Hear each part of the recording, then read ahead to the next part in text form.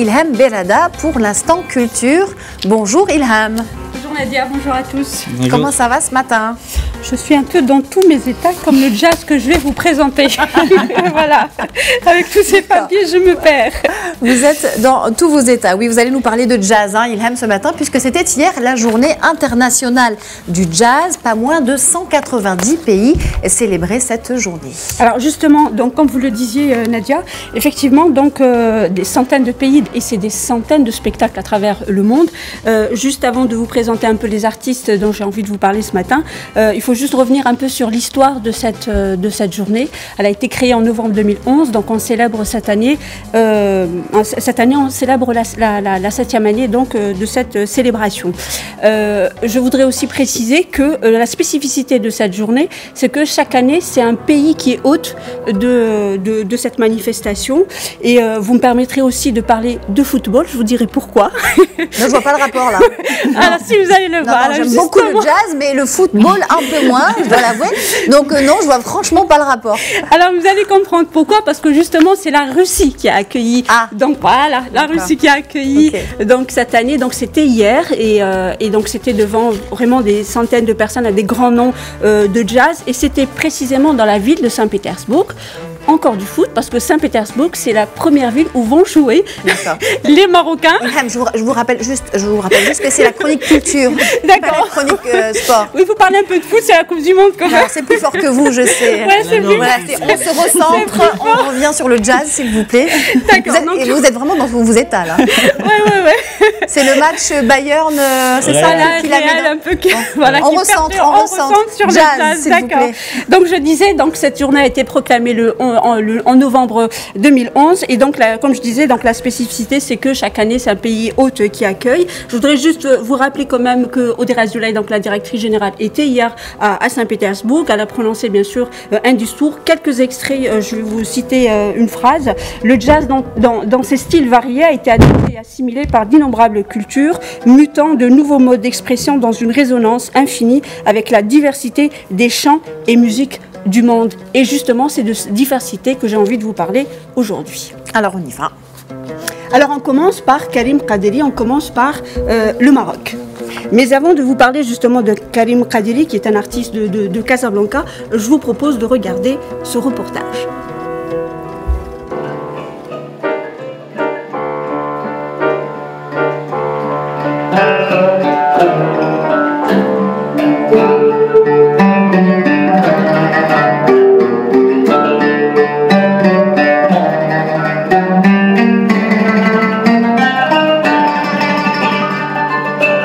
Le jazz lui-même a évolué tellement depuis l'âge du swing, de Benny Goodman, etc., jusqu'à aujourd'hui où il y a beaucoup de sonorités dans le jazz, beaucoup d'instruments. Donc vous avez les jazz des Balkans, c'est-à-dire la région de Balkans, vous avez le jazz de l'Europe de l'Est qui est très différent, etc. Et il y a le jazz maghrébin aujourd'hui, il y a beaucoup de groupes qui font du jazz. Donc ces gens-là aiment tout ce qui est nouveau. Donc le oud, s'il est bien joué, s'il apporte une valeur ajoutée, il n'est pas juste là pour dire que je suis là, ben, bien sûr qu'ils aiment. Tout ce qui est beau, tout ce qui n'est pas beau, il n'est pas beau, c'est tout.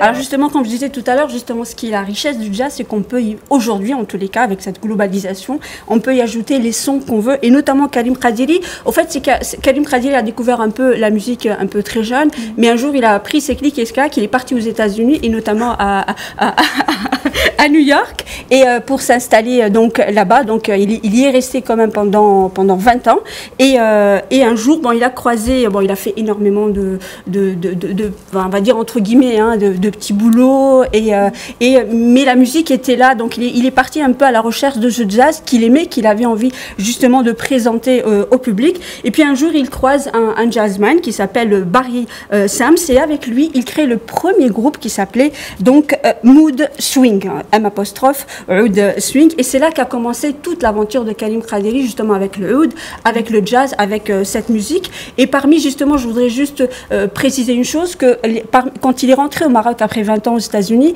Karim Kraderi, ses premiers spectacles ont été ici à Tanger pendant le temps de jazz. C'est là où le public marocain a justement découvert cet artiste. Et là, justement, je voudrais juste préciser que ce reportage, c'est la présentation. Là, il est en train de les dernières touches à son nouvel album qui s'appelle Karim Kraderi and Friends. Et c'est notre consoeur, donc Alison Fernandez, qui l'a rencontré dans le cadre de son émission Média Investigation, qui va être sur les instruments et qui sera diffusée donc le mardi prochain. Je voudrais juste donc rappeler que pour Karim Kraderi, comme je disais tout à l'heure pour le temps de jazz, et rappeler aussi les dates du temps de jazz, parce que bon, c'est Tanger qui l'accueille. Donc le festival, c'est en septembre prochain et ça sera bien sûr du 20 au 23. Et le titre justement est le jazz dans tous ses états, Nadia. Jazz dans tous ses états. Et on continue avec le jazz, mais on quitte le Maroc, Ilham, pour aller au Liban. Vous allez nous parler d'un autre artiste. Il s'appelle Tariq Yamani et lui aussi, il est dans cette lignée de jazzman qui est à la recherche de nouvelles sonorités. Alors lui, effectivement, vous disiez Nadia, il cherche des sonorités, mais il est vraiment allé très très loin. Donc Tariq Yamani, il est né au Liban, il vit aujourd'hui à Harlem, donc à New York.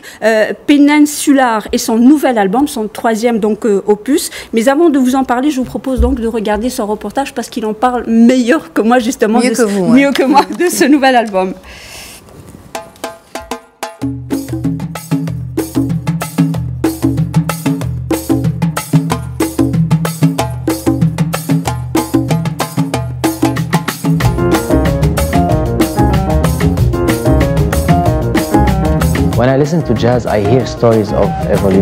Quand j'écoute le jazz, j'imagine des histoires que je ne ressens dans aucune autre musique. Le jazz est unique parce qu'il a cette capacité à évoluer dans le temps, évoluer surtout très rapidement. Jazz has this exponential speed.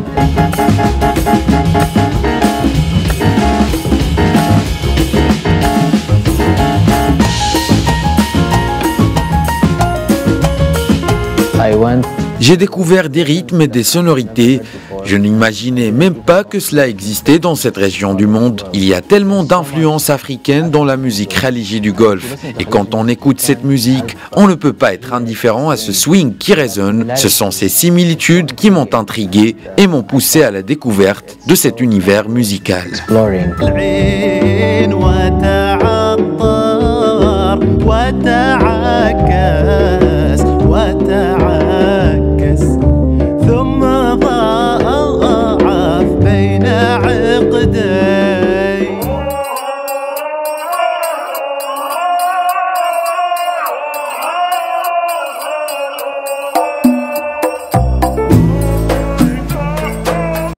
C'est étonnant, comme melting pot. Effectivement, alors Ilham, ce sont là des sonorités assez nouvelles avec des musiques arabes. Qu'est-ce qui rend donc cette fusion assez intéressante? Alors, elle est même pour moi très, très intéressante, parce que vraiment, j'aime beaucoup ce genre de musique. Je ne sais pas si vous avez fait attention aux dernières notes.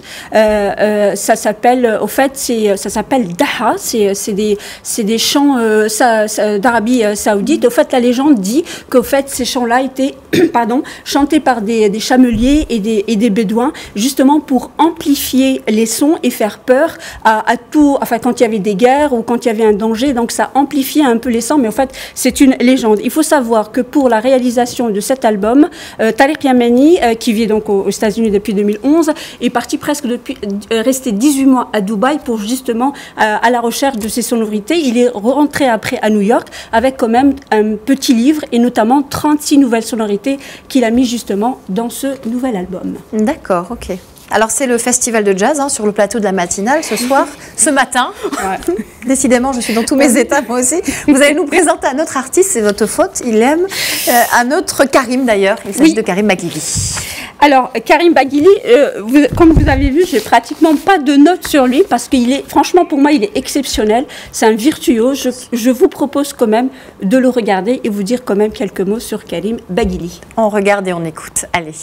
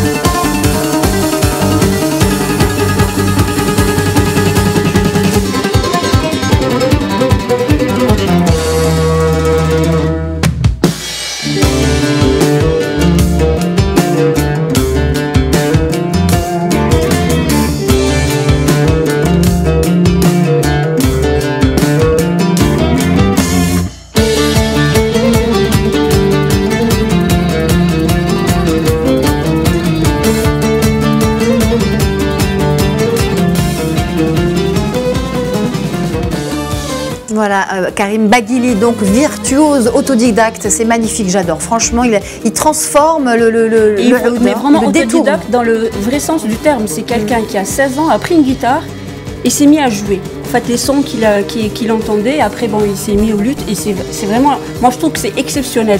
C'est plus du jeu, c'est de la performance. Merci beaucoup, Ilham.